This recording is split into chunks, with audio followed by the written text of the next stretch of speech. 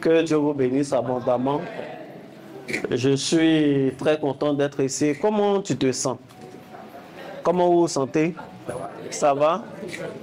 Il faut demander à ton voisin, à ta voisine, comment il se sent.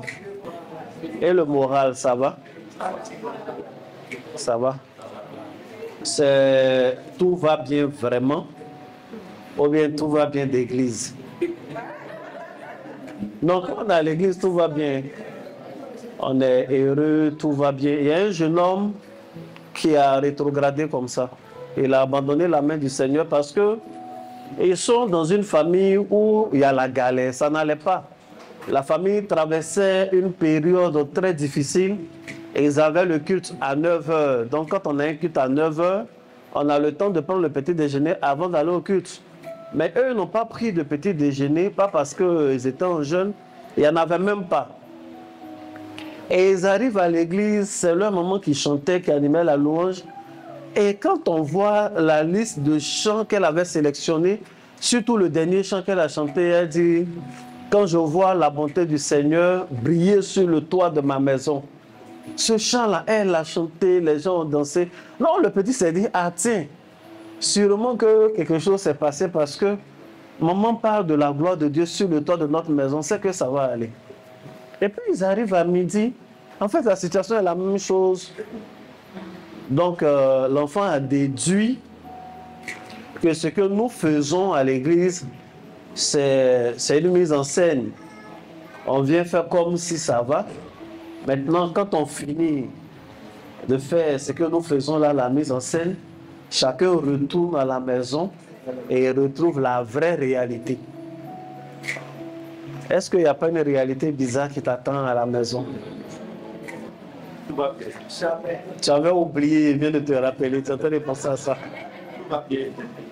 Est-ce qu'il n'y a pas un truc qui te fatigue? Tu penses à ça, ça te fatigue. Dieu est fidèle, mais moi, il y a des choses qui me fatiguent. Il y a des choses qui me fatiguent parce que je suis pasteur et dans mon rôle, je vous écoute. Ça fait que quand je vous regarde et je demande est-ce que ça va et je vois vos sourires et je vous entends dire ça va, moi je suis un peu étonné. Je dis mais c'est pas la dame qui m'avait appelé, c'est pas celui-là avec qui... Je connais vos sujets de prière. Amen. Et quand tu es vraiment un homme de Dieu et que tu aimes les gens pour qui tu pries, quand tu écoutes leurs problèmes, en fait, le problème devient comme si c'était ton problème et puis ça te stresse. Donc moi-même, je suis stressé.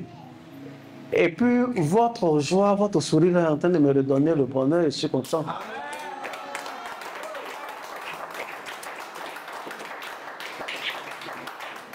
Il faut dire Amen. Pendant ce mois, il y a eu beaucoup de témoignages. Dieu nous a fait du bien. Dieu nous a donné la vie. Et il y en a qui ont eu du travail. Et il y en a qui ont été affectés. Et il y en a qui ont eu des contrats. Mon fils est passé 2 fois dans le même mois pour me parler de ses contrats dans la construction, bâtir des cités. Donc, ce n'est pas rien. Amen. Dieu nous exauce. Et puis, on est tous en vie. On est en bonne santé. On n'a pas encore abandonné le Seigneur Jésus. Je ne pense pas que nous allons l'abandonner. C'est même pas notre force, c'est lui-même qui nous tient. Et je suis heureux. Amen. Que Dieu nous bénisse. Prends Matthieu chapitre 5. Quelqu'un va lire à partir du verset 1. Matthieu 5, à partir du verset 1. Oui. Voyant la foule, Jésus monta sur la montagne. Et après qu'il fut assis, ses disciples s'approchèrent de lui. Verset 2. Puis, ayant ouvert la bouche, il les enseigna et dit, heureux les pauvres en esprit, car le royaume des cieux est à eux. Heureux les affligés, car ils seront consolés. Heureux les débonnaires, car ils hériteront la terre. Verset 6. Heureux ceux qui ont faim et soif de la justice, car ils seront rassasiés. Heureux les miséricordieux, car ils obtiendront miséricorde. Heureux ceux qui ont le cœur pur, car ils verront Dieu. Heureux ceux qui procurent la paix, car ils seront appelés fils de Dieu. Verset 10. Heureux ceux qui sont persécutés pour la justice, car le royaume des cieux est à eux. Heureux serez-vous lorsqu'on vous outragera, qu'on vous persécutera et qu'on dira faussement de vous toutes sortes de mal à cause de moi. Verset 12. Réjouissez-vous et soyez dans la détresse, parce que votre récompense sera grande dans les cieux. Car c'est ici qu'on a persécuté les prophètes qui ont été avant vous. Verset 13. Vous êtes le sel de la terre, mais si le sel perd sa saveur, avec quoi la lui rendra-t-on? Amen. Dans ce chapitre 5 qu'il vient de lire, la Bible nous dit que Jésus va voir la foule qui le suivait. Il va prendre une position en hauteur. Il monte sur une montagne. Les disciples qu'il avait déjà appelés, ceux qui pêchaient là, au chapitre 4, vont s'approcher de lui et il ouvre la bouche, il commence à parler. Et dans ce chapitre, Jésus, de toute sa vie, va avoir sa plus longue prédication. Il va parler au chapitre 5, il parle au chapitre 6, il parle au chapitre 7. Avant, au chapitre 8, de commencer à chasser quelques démons. Jésus commence dans ses propos en disant « Heureux ceux qui sont pauvres en esprit ». Cette portion est appelée les béatitudes. On dit qu'il y a 8 béatitudes. Et Jésus parle à des personnes qui se considèrent spirituellement pauvres. Jésus parle à des personnes qui sûrement sont pauvres, même financièrement. Jésus parle aux personnes qui sont opprimées. Jésus parle à des personnes qui n'ont pas de défenseur. Jésus parle à des personnes qui ont des problèmes. Il parle aux malades qui l'ont suivi. Il parle à d'autres pécheurs qui n'arrivaient pas à faire leur chiffre d'affaires. Il parle à des individus qui n'avaient pas un boulot. Il parle à des personnes qui sont dans des difficultés. Et le premier mot qui sort de sa bouche, il dit « Heureux les pauvres ». Il dit « Heureux ». Je suis venu dire à une personne que le but principal pour lequel Jésus est venu vers nous, le but principal pour lequel Dieu a donné son Fils unique, c'est pour que nous soyons heureux. Dieu ne tire aucune gloire lorsque nos cœurs sont dans le stress. Dieu ne tire aucune gloire lorsque nous vivons de malheur en malheur. La Bible dit le malheur atteint souvent le juste, mais Dieu l'en délivre toujours. Donc, chez Dieu, le malheur ne doit pas être le quotidien. Le malheur ne doit pas être la vie de tous les jours. Le malheur ne doit pas persister. Il peut arriver quelquefois qu'il y ait malheur, mais la vie que nous vivons ne doit pas être une vie de malheur. Les familles dans lesquelles nous sommes ne doivent pas être des familles de malheur. Jésus est venu pour mettre fin au cycle du malheur. Jésus est venu afin que nous arrêtions de pleurer lorsque nous nous retrouvons seuls dans nos chambres. Jésus est venu afin que nos sourires ne soient pas des sourires hypocrites, mais que ce soit des sourires qui collent avec notre réalité. Jésus est venu afin que nous ayons une joie, mais une joie parfaite. Dieu veut que tu arrêtes de pleurer, non pas seulement par courage, mais par changement de ta réalité. Il y a un temps où il faut être fort, et il faut résister, il faut avoir le moral, parce que les choses ne vont pas bien. Mais ce qui intéresse Dieu, il faut que tu sois consolé.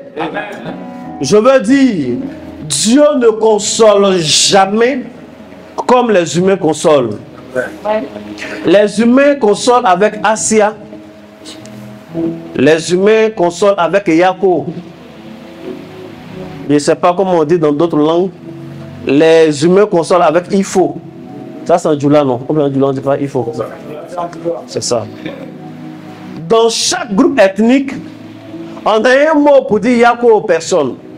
Parce qu'il y a des situations devant lesquelles on n'a pas autre chose que dire Yako. Il y a des choses pour lesquelles même les personnes qui t'aiment ne peuvent absolument rien faire. Et c'est face à ce genre de situation que Dieu nous apporte la consolation. La consolation de Dieu consiste à remplacer. La Bible dit que les gens sont venus consoler Paul et Job et lui ont reproché certaines choses et lui ont donné des paroles d'encouragement. Lui a dit, il ne faut pas abandonner Dieu. Si tu souffres, peut-être c'est parce que tu vis mal. Essaie de te réconcilier avec Dieu, on verra. Ils avaient quand même une bonne intention. Mais quand Dieu vient, la Bible dit, Dieu commence à converser avec Job. Je me suis dit que Job allait se sentir consolé. Mais non, c'est à la fin de l'histoire de Job, la Bible dit, Dieu le consola en lui donnant plus de filles qu'il n'en avait, en lui donnant les plus belles filles de toute la région, en lui donnant de nouveaux fils, en lui donnant des richesses, plus que personne dans la région n'avait. C'est comme ça que Dieu console. Amen. Amen. Quand Jésus a dit à ses disciples que moi je vais partir, mais je vous enverrai un consolateur. Le consolateur ne vient pas nous dire, hey, Yako, Jésus est mort, il était avec vous maintenant, il est loin. Mais il vient pour enseigner, il vient pour faire des miracles, il vient pour faire exactement ce que Jésus peut faire. Donc, la consolation selon Dieu, c'est pour régler le problème. La consolation selon Dieu, c'est pour remplacer ce qui te manquait. La consolation selon Dieu, c'est pour réparer la chose qui te fait mal. Quand Dieu décide de consoler un chômeur, il ne vient pas lui dire ça va aller, bosse un peu plus, un jour ça ira. Et il vient lui donner un nouvel emploi. Parce que Dieu vient consoler une personne qui en manque d'argent, Dieu ne vient pas lui dire un jour ça ira, et il vient, il lui ouvre de nouvelles portes et l'argent revient dans sa vie. Voici comment Dieu console. Amen. J'ai beaucoup réfléchi pendant toute cette semaine. J'ai fait des bilans en écoutant les sujets de prière. Et puis j'ai constaté que les chrétiens ne sont pas heureux. Ou bien on est un peu heureux, mais il y a un truc là. Si c'est fait, c'est là qu'on sera vraiment heureux. Amen. Amen. Ce que j'ai appris avec Dieu, c'est qu'un individu ne peut pas combattre un système. Amen. Que la vie nous parle, les gens de même catégorie s'affrontent. Maintenant, quand tu es un individu, il faut beaucoup prier, peut-être Dieu va te faire grâce, toi seul, ça ira. Mais un individu ne peut pas combattre un système. Si tu es en face d'un système que tu penses qu'on doit combattre, on doit s'organiser aussi en système. C'est un système qui peut combattre un système. C'est un groupe qui peut combattre un autre groupe. Mais tant qu'on est pris seul individuellement comme ça, là, ça sera compliqué. Ça sera compliqué. Je dis ça, je parle à un grand parce que il y en a qui sont dans le milieu, ils veulent les combattre fort et puis finalement ils perdent leur emploi. Quand tu es dans de tels milieux, il faut te camoufler. Amen. Essaie de manger. Pour toi, tu vas partir. Ou alors, si tu penses que tu peux créer un système avec d'autres gens qui sont du même bord, avéré, parce qu'il y en a qui feront semblant, là vous pouvez vous battre ensemble là-bas. Dieu va vous aider. Amen. Amen. Donc, comme nous, on est dans le Seigneur, ce qu'on va faire, on va prier. J'écoutais à la radio le témoignage d'un monsieur hier, et il dit, il était dans le Seigneur, il priait, mais rien n'allait. Et comme c'était dur, on lui a parlé d'un féticheur, qu'il est très fort. Dès qu'il te reçoit, il te dit les choses que tu dois faire, ceci et cela. Quand tu fais, ta vie change. Et la femme qui lui a parlé du féticheur lui a dit, il faut aller un peu tôt, parce qu'il reçoit tôt. Donc lui, il allait tôt, il allait à 6 heures. Il pensait qu'il était allé tôt. Il dit, quand il est arrivé à 6 heures, il y avait du monde. Il y avait des voitures alignées, des plaques jaunes, des plaques oranges. Dans un glos bizarre, les gens sont là. Il y en a qui avaient leur chauffeur dans la voiture.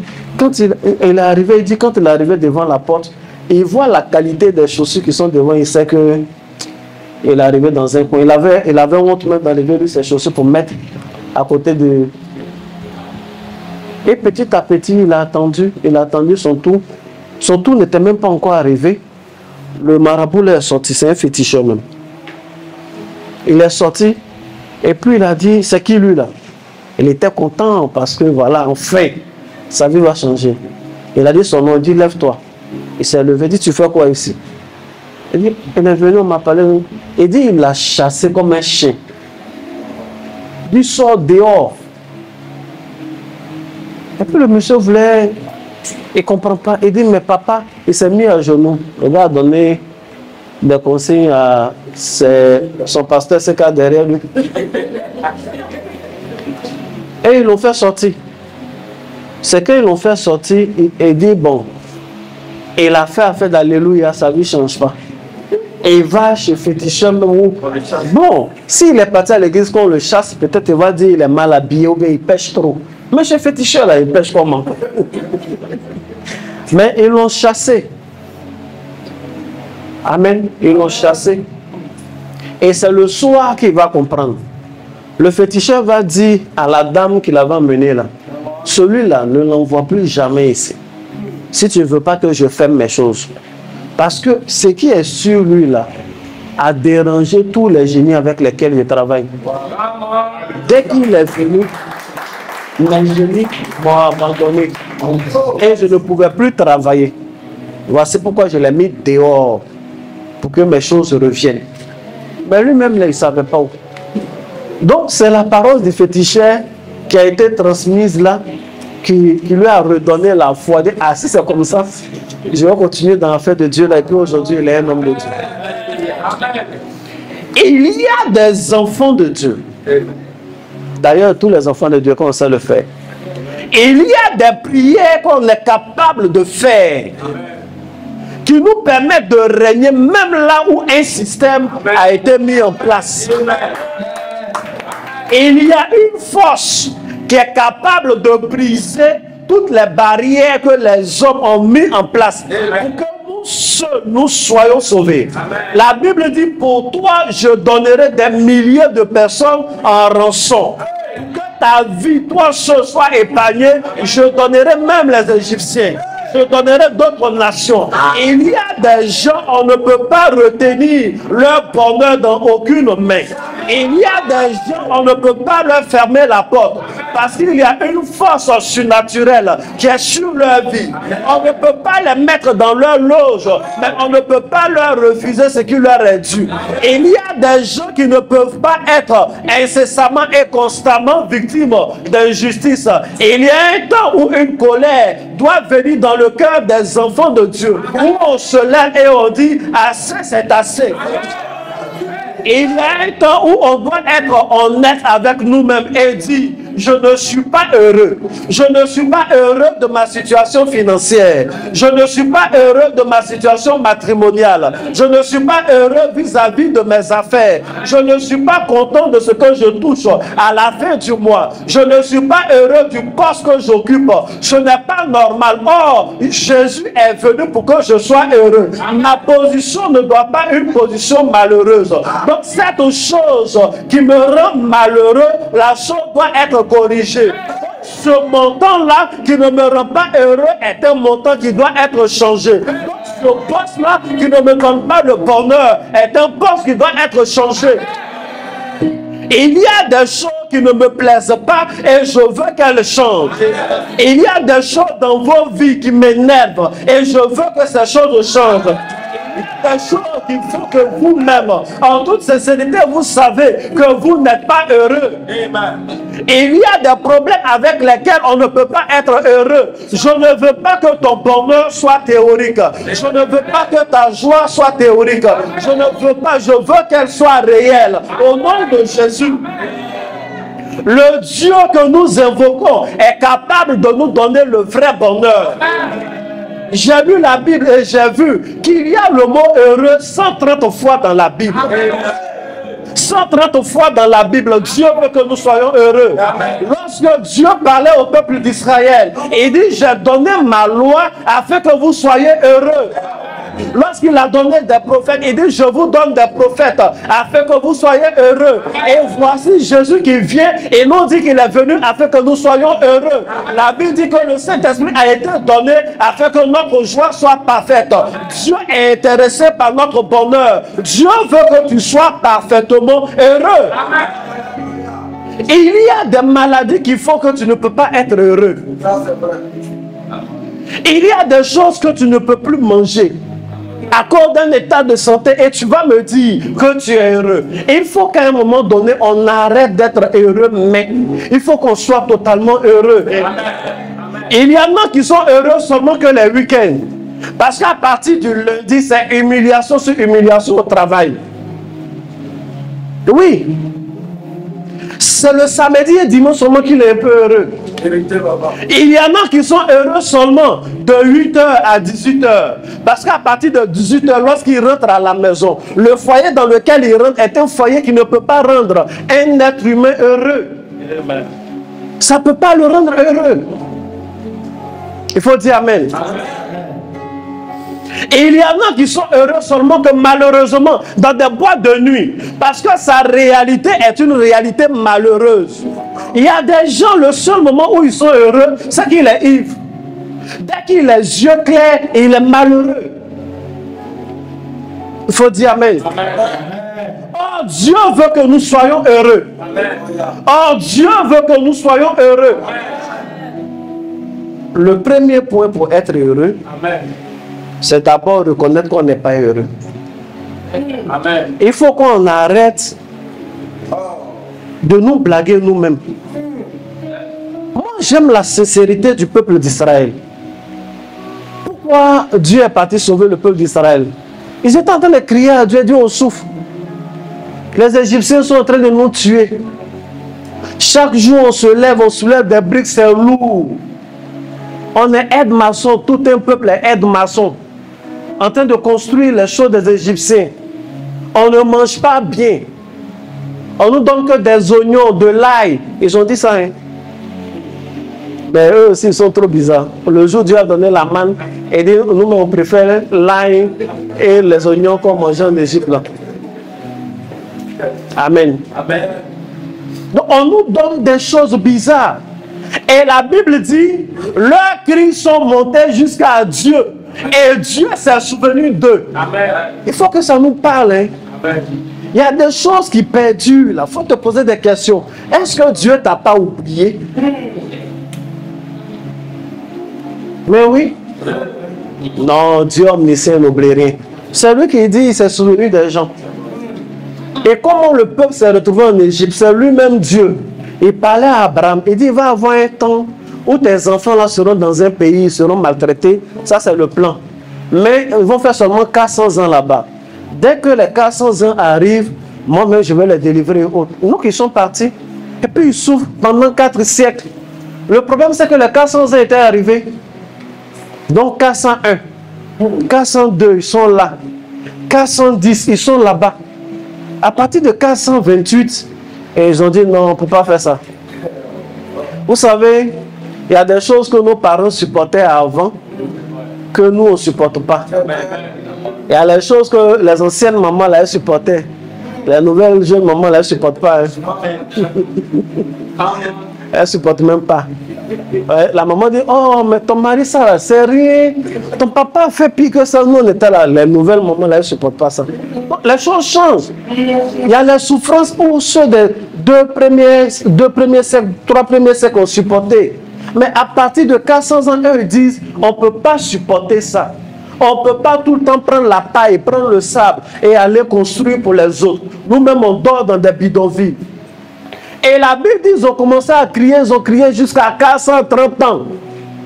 Et puis Dieu s'est souvenu, ah oui, mais il y avait un peuple là, il y avait dit 400 ans, non. Dieu n'a pas le même calendrier que nous. Dieu est éternel, il échappe au temps. Il faut dire Amen. Amen. Ils ont demandé à Jésus, il va revenir quand il dit ça là, lui-même il ne sait pas, c'est Dieu qui sait. Les histoires de temps de Dieu, c'est Dieu qui connaît son temps. Nul ne sait l'heure, nul ne sait le jour. Donc, nous autres là, notre vie sur terre n'est pas éternelle. À un moment donné, il faut admettre que là, ça ne va pas. Amen. C'est vrai. On ne peut pas être en permanence en train de souffrir d'une maladie et dire qu'on est heureux. Je veux te révolter. On ne peut pas traîner le même problème depuis longtemps et puis on est là, on dit qu'on est heureux. On n'est pas heureux. Je suis en train de parler, je suis de ce côté-là, mais on est ensemble. C'est ensemble qu'on parle à Dieu. Il y a des choses qui font qu'on n'est pas vraiment très heureux. Vrai là. Si on veut dire, il y a beaucoup de choses. Tout à l'heure, après Amen, j'ai rendez-vous avec quelques personnes. Je suis sûr qu'au moins une des personnes va me dire, il y a un problème là qui fait que je ne suis pas heureux. On n'est pas heureux. On n'est pas heureux quand on apprend qu'à notre Dieu appartient l'or et l'argent et puis nous on manque de tout. On ne peut pas être heureux. On n'est pas heureux quand nous savons que par ses maîtrisures, nous sommes guéris et pourtant nous traînons des maladies. On n'est pas heureux lorsque nous savons que nous sommes appelés à être la tête et non la queue. Et quand même dans nos milieux de travail, nous rasons les murs. Personne ne nous respecte. Aucune promotion. On ne peut pas être heureux. On ne peut pas être heureux quand nous savons que Dieu nous a donné le pouvoir de marcher sur les serpents et les scorpions. Et quand même la sorcellerie arrive à nous fatiguer. Et quand même des maris de nuit arrivent à nous fatiguer. Et quand même des marabouts arrivent à faire des choses qui nous retardent. On ne peut pas être heureux lorsque nous sommes dans un milieu de travail où ceux qui cassent les canaries sont ceux qui sont aimés par le patron et nous on est détestés alors qu'on ne fait aucun mal. Nous n'avons pas l'intention de changer de Dieu. Nous n'avons pas l'intention de changer de foi. Nous avons l'intention de changer notre réalité. Nous avons l'intention de changer les parties de notre vie que nous vivons qui ne nous correspondent pas. Qui ne correspondent pas à la réalité et à la prophétie de Dieu sur notre vie. On n'est pas appelé à être malheureux. On n'est pas appelé qu'on se moque tout le temps de nous. Jésus dit ici, on nous persécute à cause de l'évangile, qu'on soit heureux. Mais tu sais bien qu'on ne te persécute pas à cause de l'évangile. Ce n'est pas parce que tu es chrétien qu'on ne te respecte pas en famille. C'est parce que tu n'as rien. C'est parce que tu n'as rien. On fait des réunions, on t'oublie. Toujours. Tu es dans le même groupe WhatsApp de famille. Mais il y a un autre groupe WhatsApp où tu n'es pas. On dit là-bas, c'est ceux qui peuvent cotiser au moins 100 000 par mois. Comme tu ne peux pas donner 100 000 par mois, c'est la même famille, mais c'est un autre groupe. Là, tu n'es pas dedans. Et c'est dans ce groupe-là qu'on décide tout. Et puis on vient informer tout le peuple. Tout ce que vous dites, c'est oui. Vous envoyez émoticône, ça. Tu as dit quoi? Amen. Si tu dis non, mais là, je pense qu'on peut faire ceci, tu vas payer. Quand on te demande 2 fois, tu vas payer, il faut te taire. Il faut te taire. Il faut dire Amen. Donc, le premier point, pour changer les choses, il faut admettre qu'il y a des choses qui ne vont pas. Qui font qu'on n'est pas heureux. Il faut l'admettre. Être chrétien ne veut pas dire être hypocrite. Tu peux être hypocrite peut-être avec les gens de dehors, mais toi-même, quand même, face au miroir, tu sais que ça ne va pas. Tu sais que ça ne va pas. Les choses sont plus comme avant. Les choses sont plus comme avant. Regarde l'offrande que tu fais maintenant là même. Est-ce qu'avant c'est comme ça que tu faisais offrande? Maintenant tu donnes 500, tu donnes 1000 francs. Ou bien quand tu donnes 10 000, c'est que c'est vraiment un sacrifice. Ou avant tu signais des chèques. Maintenant tu n'as plus de chéquier. C'est que ça ne va pas, on n'est pas heureux. On n'est pas heureux. Avant, tu oubliais même tes factures. Tu oublies que la facture était venue. Mais il y avait une facture là. Mais maintenant, avant même que la facture ne vienne, ça t'a déjà rendu malade. Et avant, tu éteignais les appareils. Maintenant, tu éteins et puis tu débranches. Parce que s'il y a 10 000 francs de plus, ils vont enlever ton compteur. Vérité, papa. Je sais que ça ne va pas. Ou bien ça va comme ça là. Tu ne peux pas être heureux comme ça. Ou tu dors dans la maison. Dès qu'il y a coupure de courant, tu sors pour aller voir si c'est général ou bien si c'est ton compteur et si le Dieu le dit. Maman, dis-moi bien. Tu sors pour voir si c'est général ou bien c'est pour moi là, ils sont venus enlever. Tu dis aux enfants là de courir vite pour voir si l'agent de CU est là, on peut négocier avec lui. Quand c'est général, tu respires maintenant. Ça va pas. Quand tu me dis que ça va comme ça, il faut dire Amen. Le deuxième et dernier point que je vais traiter aujourd'hui, pour être heureux, c'est la prière. C'est la prière qui rend heureux. Et c'est la prière bien faite, bien organisée, la prière efficace que j'appelle la prière scientifique. Il faut dire Amen. Quand vous prenez le livre de Psaume, dans ma langue glacée, s'il y en a. Quand vous prenez le livre de Psaume, le livre de Psaume, c'est un livre de quoi?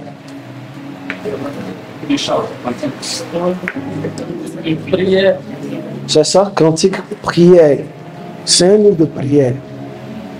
Quand vous prenez le livre de Psaume, le premier mot de ce livre-là, c'est heureux.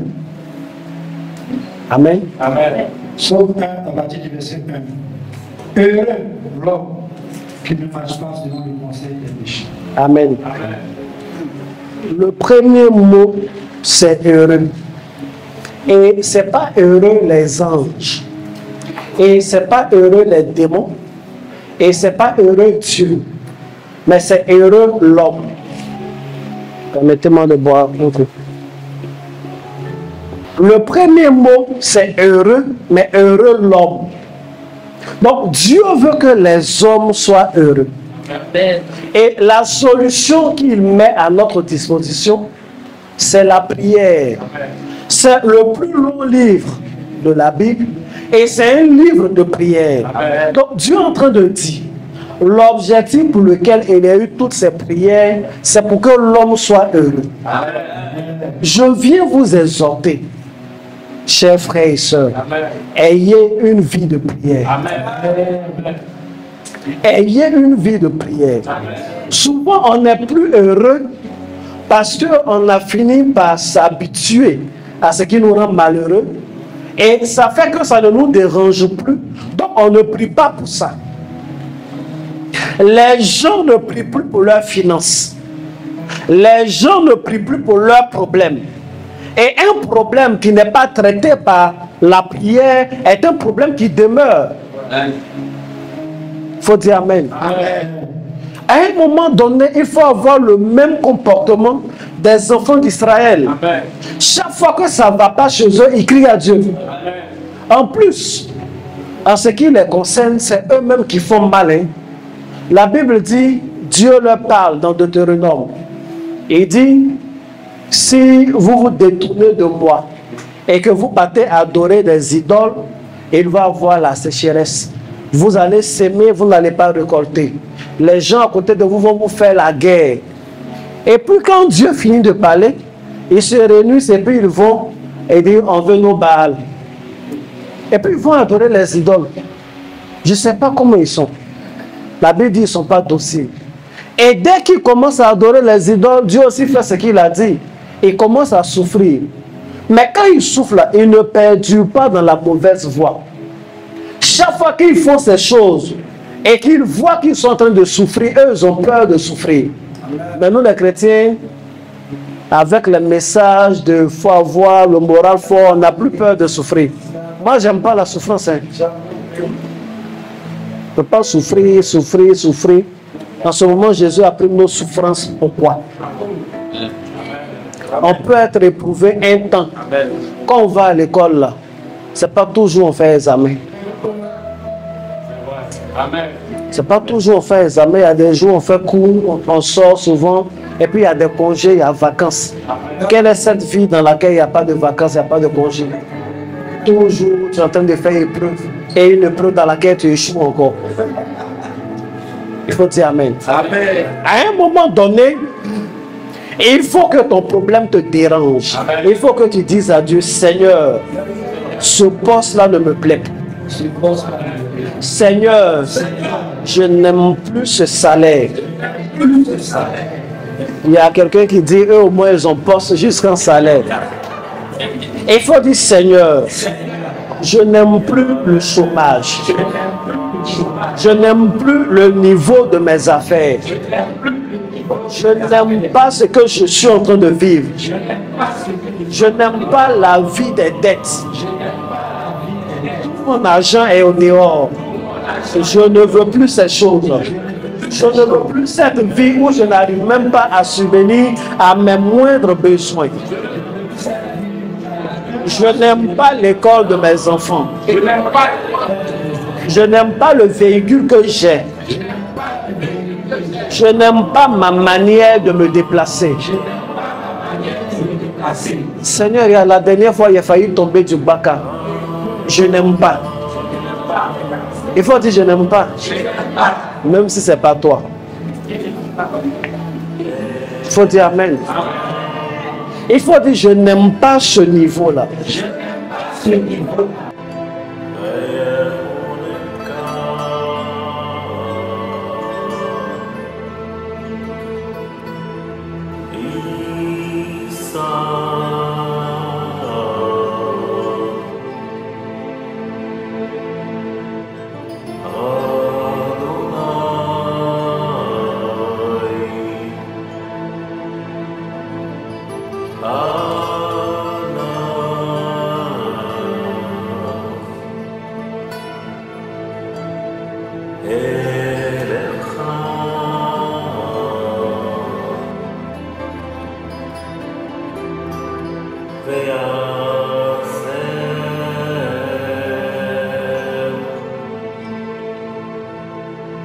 Let